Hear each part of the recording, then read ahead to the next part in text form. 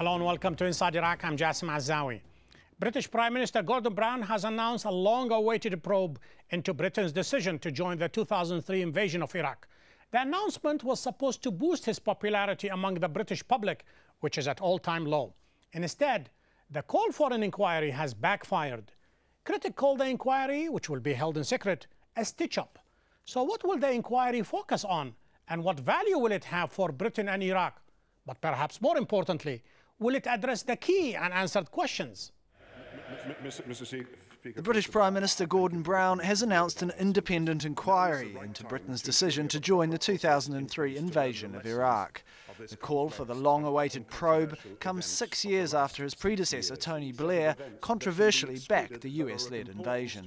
The committee will start work as soon as possible after the end of July. Given the complexity of the issues it will address, I'm advised it will take a year. As I've made clear, the primary objective of the committee will be to identify lessons learned. The committee will not set out to apportion blame or consider issues of civil or criminal liability.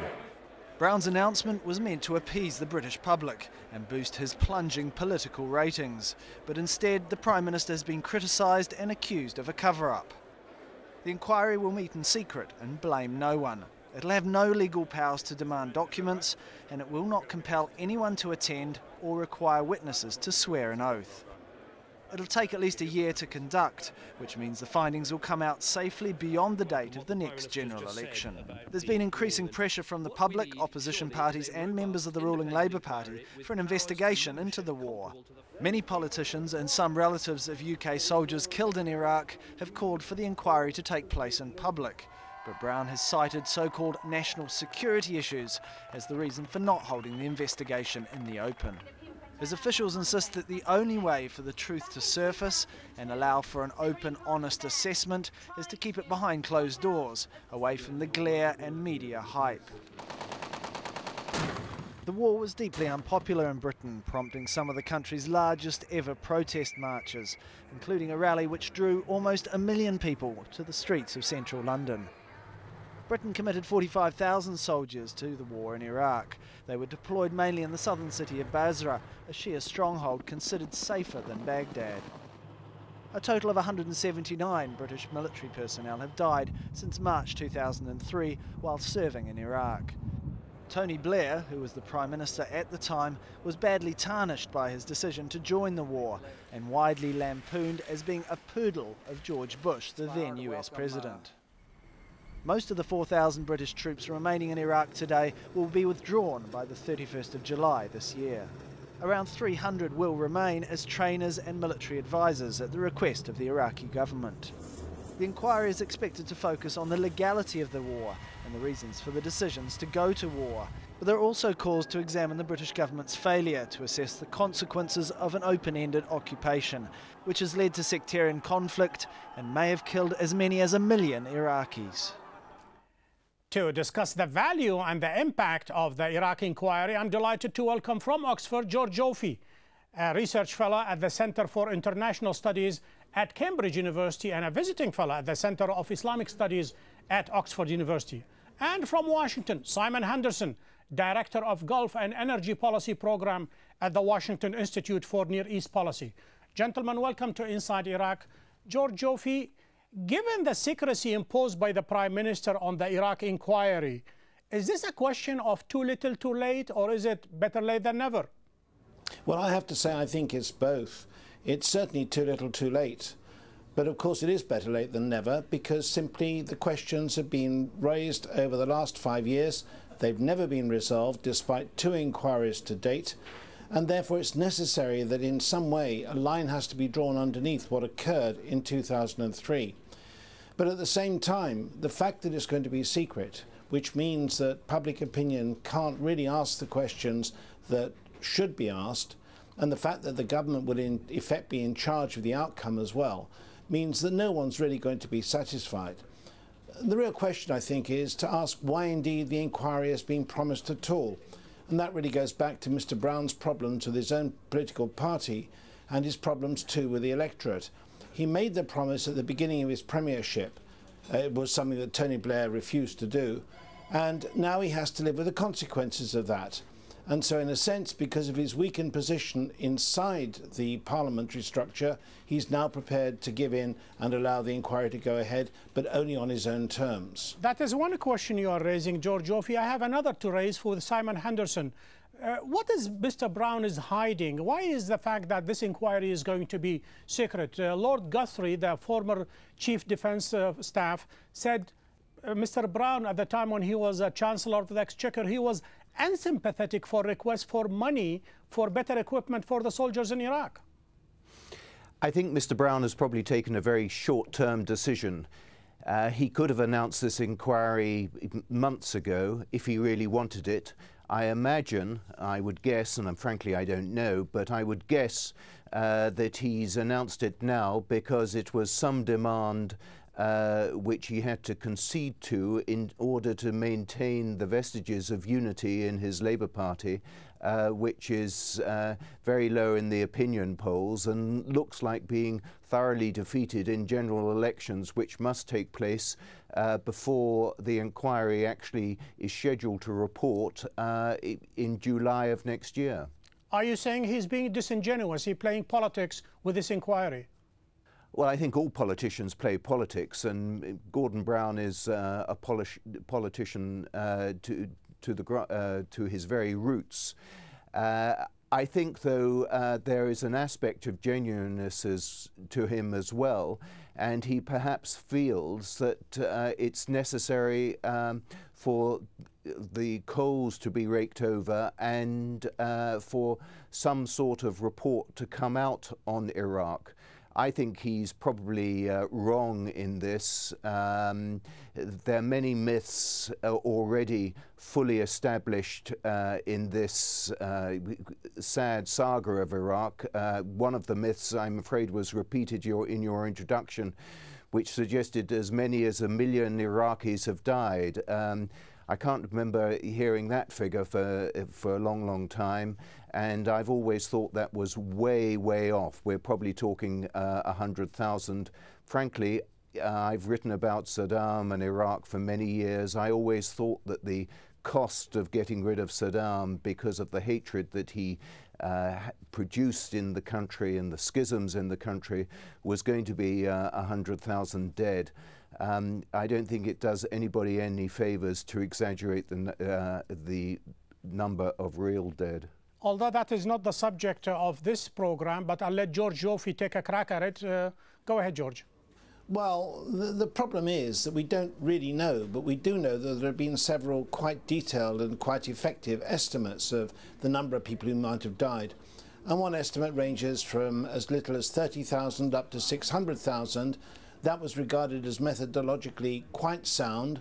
And the average figure that's quoted is now in the order of 85 to 100,000. And that's by a highly respected body that's based here in Oxford, interestingly enough. So I think one has to admit that a very large number of people did die. I'm not even sure it matters very much. The real question is whether or not the actions that were taken that caused those deaths were justified.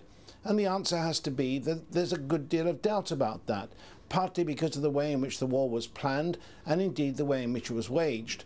And the problem with the inquiry being secret is that we can never really establish where responsibility lies for those sorts of responsibilities. And that, I think, is behind a lot of the complaints that have been voiced in Britain.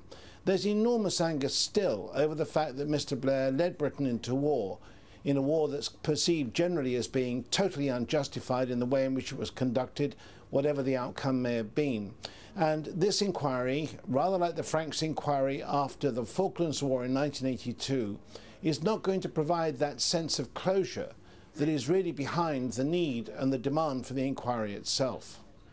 Simon Henderson, let me roll two questions in one. What is the difference between this Iraq inquiry with the former two inquiries of the Dutton and the Butler inquiries? And more importantly, why is this conducted by pretty much civil servant as opposed to having some military experts and politicians on the panel?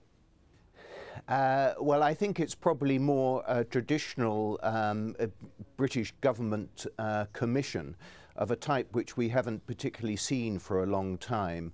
I think there wasn't so much for this one an issue of the death of the scientist and the circumstances behind that, or the issue of the intelligence. It seems to be a more wide-ranging inquiry of why we went to war, the way we went to war, and the results of going to war. One would hope, as a matter of fact, some people were quite surprised that the inquiry is going to date back to 2001. Nobody thought it's going to go that bad. So was he given something that he knows ultimately is not going to affect much? Well, I think the principal reason why it's probably going to be in secret is that if you want to get into the diplomatic negotiation which was going on before we went to war, and indeed during the initial part of the war, then these things cannot be discussed in public without breaking understandings with the various diplomatic partners that were there, and talks took place with them. Principally, of course, that would be President Bush here in the United States. Intellectually, I'm always in favor of anything coming out on the workings of government, I think, and improving the historical record. Politically, I think it's raking over old coals, and I think it also might deflect from what I consider is probably a more immediate challenge, and certainly one that perhaps should be discussed, or in fact is already being discussed in Britain, which is the role of the British military in Afghanistan, and the extent to which that is being as planned, as thoroughly and as comprehensively as it can be. George, let me perhaps, at the risk of paraphrasing Simon Henderson, put it to you this way. Perhaps the Prime Minister has been put in a very difficult position, in a no-win situation. If he goes public, most probably it's going to be a very lengthy one, costly, and perhaps the people and the witnesses, they will not be forthcoming with their statements. If it is private, we'll get a lot more, but there will not be a public input. Am I being fair to the Prime Minister? Well, I have to say, of course, if it's in private, then the Prime Minister and the government is basically in charge of the material that goes before the committee. It won't be possible to follow up those interesting byways and sideways in the whole story of what really occurred. Things that are embarrassing can be hidden and concealed. And that, of course, is the danger with it being in private. And the other argument, which is that if it's in public, it will take a very long time and become very costly. People quote the case of an inquiry in Northern Ireland that's lasted for 8 years and cost £20 million so far. That also means that, in effect, a full sight of what really occurred simply isn't going to occur. And I think that's a great pity, because if there is a justification for this inquiry, it is the way in which the British public and the British Parliament were bamboozled into the issue of approving the war. And that was done entirely by government. By a government dominated by the Labour Party, not by this Prime Minister, but he was complicit in the decisions that were taken. And given that, we are surely entitled to fully understand what the motivations were that took us along the path that we followed for the last 6 years, with the calamitous results that have emerged. Perhaps more importantly, Simon Henderson, in addition to what George said, will the inquiry answer some key questions like, at what stage the British government changed the very goal of that war from finding and destroying WMDs into changing of the regime? I think from an American point of view, it was always going to be the case that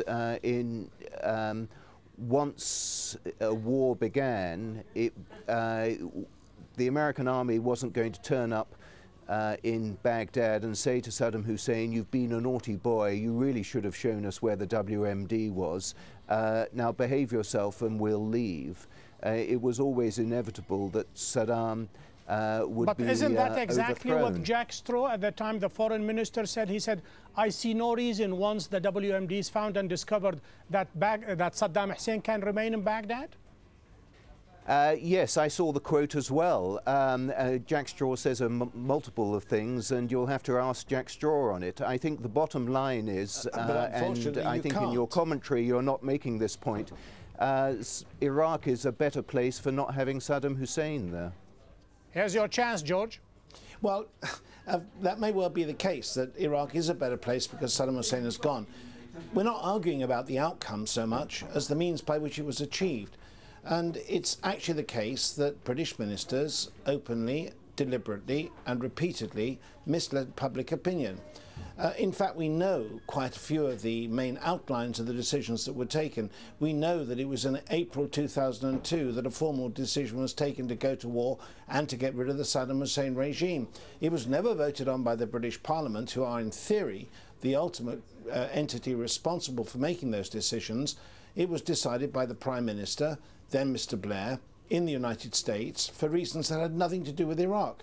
Now, those sorts of things need to be ventilated. Under the system that's going to be proposed of a private inquiry like the Franks inquiry, that isn't going to be done. So there won't be any proper accounting. And people like Mr. Straw, who was certainly guilty of misleading public opinion, are simply, as in the past, as is the case in Britain, going to get away with it.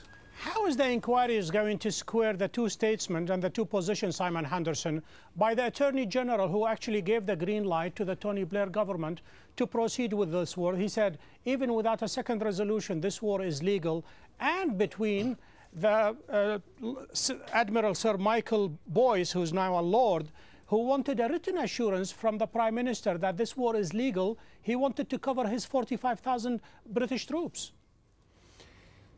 Yes, again, I think it's it's an interesting question. Frankly, I don't mind the question being asked, and I don't mind listening to the answers. And but I think this is water under the bridge, and it'll be interesting academically, intellectually, what the results are. Politically, I think it's a nonsense. When the issues of today are Afghanistan, they're Iran, they're the world economy, the British economy, and let me see if George is going to buy that. Multiple other things. George, it's all water on the bridge. Why make such a fuss? Well, simply because the fact that the decisions were taken in that particular way is an indication of the way in which government works. And one of the purposes of any inquiry is to try to make sure that in the future the same mistakes aren't made.